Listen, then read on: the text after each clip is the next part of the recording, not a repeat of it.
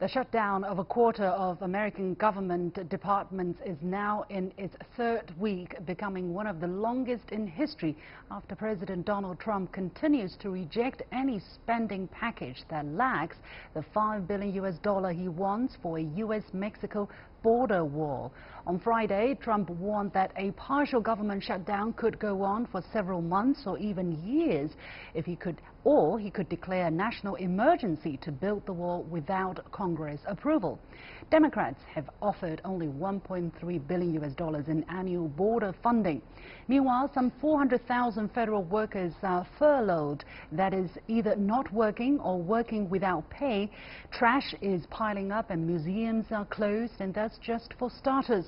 Democrats have said that they do not want to negotiate on immigration or anything else until the government opens up again. Vice President Mike Pence took part in yet more talks on Sunday afternoon, but little progress was reported. So just how bad are things getting across the U.S. now, and how much support does Trump still command from the electorate? Is there any possibility for compromise between Democrats and Republicans on Trump's war plan? Joining me from Philadelphia, U.S. is Brandon Blackburn-Dwyer, founder of Grasshopper Strategies, and in Beijing, Professor Liu Baocheng from the University of International Business and Economics. Gentlemen, welcome to the show. Brandon, let me go to you first. As we understand, it's only a quarter of the U.S. government's departments are being shut down, and this is not the first time in history. Actually, this is the 8th shutdown since 1987. Is this time any different from the past, and if so, why? It's different because it's really and truly a one-issue shutdown. Now, the 2012 to 2013 shutdown was sort of a one-issue shutdown because it was about trying to repeal Obamacare. And Republicans gave up and allowed President Obama to move forward with the budget because he basically refused to take their lead on repealing it. This issue is a one-issue immigration border security wall building that should have been handled somewhere during the last 2 years when Republicans controlled both the Senate and the House and the White House. And instead, they didn't do it when they were in control. They waited until Democrats came in. They waited until they had a pending budget decision. And they said, you know what, we're going to put at risk the entire budget of the United States for this one issue, for this minuscule issue in terms of numbers and people that President Trump could have handled at any other time. It would have been more politically expedient and practically expedient. So what are you saying? It's because of some people's intentional acts that this shutdown is happening. Is that what you're saying? Absolutely. This is calculated by the Trump White House to distract from all of the other scandals, all of the other problems that he is having as a White House, as a government. He basically wanted to throw himself into the public sphere as a positive image, and for his base, building the wall is one of the last refuges that he can go into to be positive and strong and aggressive in the most hyper-conservative way possible. At this moment, however, it seems that he's not benefiting from this game that he's playing, if I may use this word. For instance, several polls have suggested that about 50% of U.S. voters actually think that the White House or President Trump is to blame for this shutdown, and that's much larger than the people who believe it is the Democrats who have to blame. Do you think this is what President Trump was expecting, or did he just, did the situation just get out of hand? Well, what we're talking about is when we look at these polls is who blames who. President Trump has made it clear that he doesn't care about blame, and frankly, his supporters don't care about blame. Those polls ask, who do you think is responsible for this shutdown? And they say, President Trump, because they're happy that President Trump is doing this because they want the wall, because they massively misunderstand how crippling this is to the U.S. government. They massively misrepresent and misunderstand the impact this is having on over 800,000 workers who are either being asked to work for free or are not being paid at all. And so these people want President Trump to take responsibility for this. This is different than any other shutdown in the past where the U.S. public wanted it to end. Now you have a large percentage of the U.S. public that wants it to go on until President Trump gets his wall. And this is the most popular he's going to be for a while, because as soon as this ends, he goes back to hearing about the Mueller probe. He goes back to the Democrats investigating him because they run the House now. He goes back to all the political miasma and crippling issues with his cabinet that he does not know how to handle. All right. Professor Liu, from an economic point of view, how damaging is this shutdown for the lives of the ordinary American people? And if it continues, and as President Trump has said, it could go on for months, how rapid will the situation deteriorate as garbage piles up? Well, this is, of course, very damaging to the economy. And one that immediately 800,000 people cannot receive the right pay, and also the delayed process of tax refund from IRS is also a big problem for many of those families who count on those refunds. And also there are a number of government contracts that cannot be delivered, and voices cannot be cleared from the White House or the responsible agencies that suffer from this shutdown.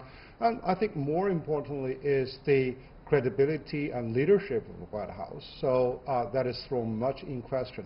I think that can be partly the deliberation of Donald Trump to always to receive the media attention by acting in an extreme manner.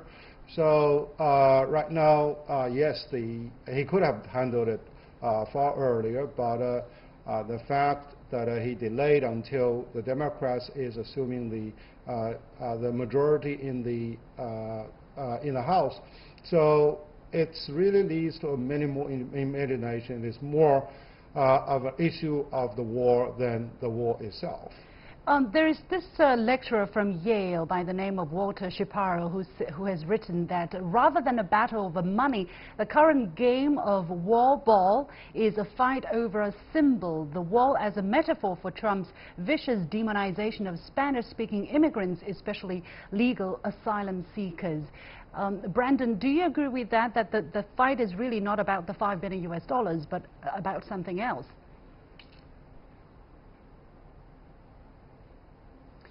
It's about ego. I mean, that's really all it is. President Trump is a real estate magnate. That's his background. He wants to build things. He is infamous or famous for putting his name in giant gold letters on any building he's ever been involved in. This is a man who likes that kind of ego building. A wall fits his egotistical view of the world. He will have something that is permanent, a legacy, something he can physically touch and look at and look at for decades. If he gets to build it, that's what he wants. And he knows that it makes him sound strong, regardless of the fact that the wall will not, does not, and cannot actually handle the large portion of people that overstay their visas or enter the United States illegally. Most of those people come in through airports, come in through other ports. They don't come across the border. A wall is not only ineffective at actually shutting the border, it's actually the wrong place to be looking at investing in border security. Right. So actually, I'm going to ask this question to Professor Liu here.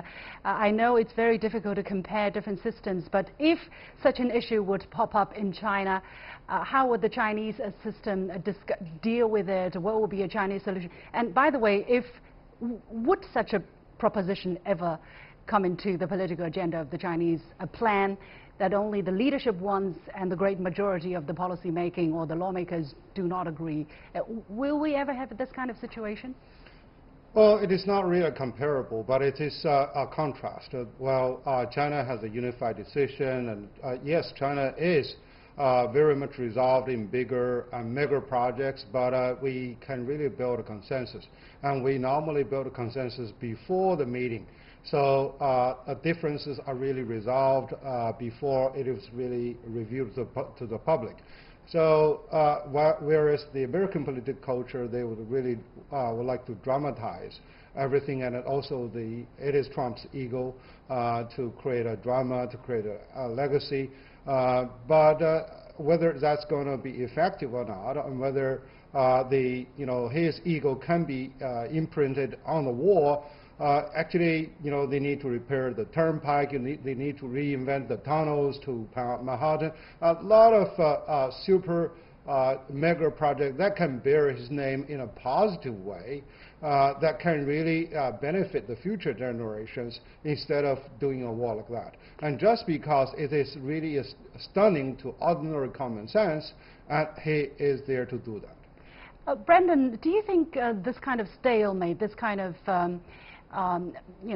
bargaining that we're seeing happening between the Republican, especially the White House, and the Democrats in the Congress, what does that say about the U.S. political system? Some people are saying it shows exactly that there is some internal inherent flaw in the design of the U.S. system, this presidential system, where the president and the legislative branch can come from totally fighting parties, so you have a divided government that just paralyzes things. What do you say to that?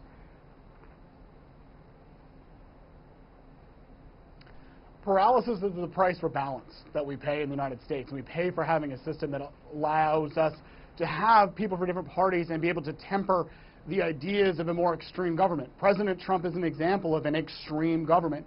If he was unchecked, if he didn't have the courts stopping many of his more outlandish orders, if he didn't have the Congress, who, by the way, was run for 2 years by his party to actually temper some of his more extreme ideas, we'd have an autocratic government run amok. And so this is what it's supposed to do. It's supposed to temper these extremes. What it's not supposed to be doing is run by unreasonable individuals that hijack 800,000 jobs over one issue. This is not how it's supposed to work. The government is not supposed to shut down a quarter of its functioning over one issue, over one $5 billion issue. His own party couldn't deliver the $5 billion for 2 years. It is not the responsibility of the other party, who was voted in part as a repudiation of Trump policies, to deliver that to him, and he should know that. Well, for the sake of the argument, some people would say Nancy Pelosi, now that she is back in the speaker's seat as a leader of the House majority, her job is maybe also to make life very, very difficult for President Trump, who's of the Republican Party. Brandon. Absolutely, and unfortunately that has become the standard. I think that most congressmen have been measuring themselves. The Democrats did it under George W. Bush, the Republicans did it under Clinton, the Republicans did it under Obama. It has become, unfortunately, a hallmark of our current government, and that is unhealthy. But Nancy Pelosi has a lot of things that she wants to get done, has a lot of other ways that she wants to oversee or investigate different activities of the Trump White House. This is not the issue she wants to spend time on. She does not want to start her speakership being obstructionist immediately. It undercuts the Democratic message that they are the people that can get things done. But Trump picked this fight specifically for that reason. He wants to cast Democrats as obstructionists. He wants to cast himself as strong on border security, and he doesn't care who gets hurt, namely 800,000 federal employees and all of the people that those employees are serving. Okay, we're going to leave it there. Brandon Blackburn-Dwyer, founder of Grasshopper Strategies, and Professor Liu Baocheng from the University of International Business and Economics in Beijing. Thank you to both of you.